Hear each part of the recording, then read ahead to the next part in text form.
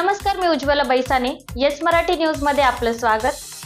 आता पाहूया एक स्पेशल रिपोर्ट. सुरगाणा तालुक्यातील अतिदुर्गम भागातील अंबाठा येथे जिल्हा परिषद व नाशिक येथील ऋणमुक्त बहुउद्देशीय सामाजिक सेवाभावी संस्था यांच्या संकल्पनेतून मंदाकिनी विष्णू अडांगळे यांच्या जन्मदिवसाच्या निमित्ताने अभ्यासिकेचे उद्घाटन रुपल गुजराती अमित गुजराती यांच्या हस्ते करण्यात आले.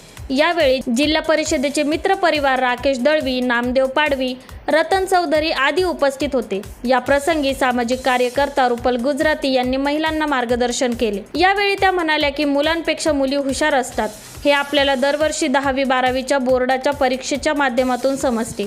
ज्ञान हे पुस्तकातून मिळत असते. वाचनाने माणूस हुशार होतो, प्रगल्भ होत असतो. दिवसेंदिवस महिलांवरती अन्याय अत्याचारामध्ये वाढ होत आहे. याला वाचा फोडण्यासाठी वाचन उपयोगाचे आहे. मुलींना उच्च शिक्षण दिले पाहिजे.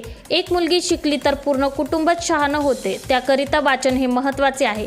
शिक्षणासाठी त्यांना पुढे जाऊ द्या. आदिवासी समाजातील माता भगिनींनी मुलींच्या शिक्षणाकडे अधिक लक्ष पुरवण्याची गरज निर्माण झाली आहे. वाचनालयाकरिता हिरामन गायकवाड यांनी मोफत खोली उपलब्ध करून दिली आहे. यावेळी महिला बचत गटाच्या सुनीता पवार, कुसुम वाघमारे, विद्यार्थी, पालक उपस्थित होते. कार्यक्रमाचे आयोजन कुशावर्ता पवार यांनी केले. सुरगाणा तालुक्यातील अंबाठा येथे अभ्यासिकेचे उद्घाटन करताना सामाजिक संस्थेचे रुपल गुजरातीसह जिल्हा परिषदेचे सदस्य, महिला, विद्यार्थी, शिक्षक, पालक आदी उपस्थित होते. येस मराठीसाठी लक्ष्मण बागुल, बोरगाव. अशा प्रकारच्या ताज्या घडामोडींसाठी येस मराठी न्यूज यूट्यूब चॅनलला लाईक करा, शेअर करा आणि सबस्क्राईब करा आणि बघत रहा येस मराठी न्यूज.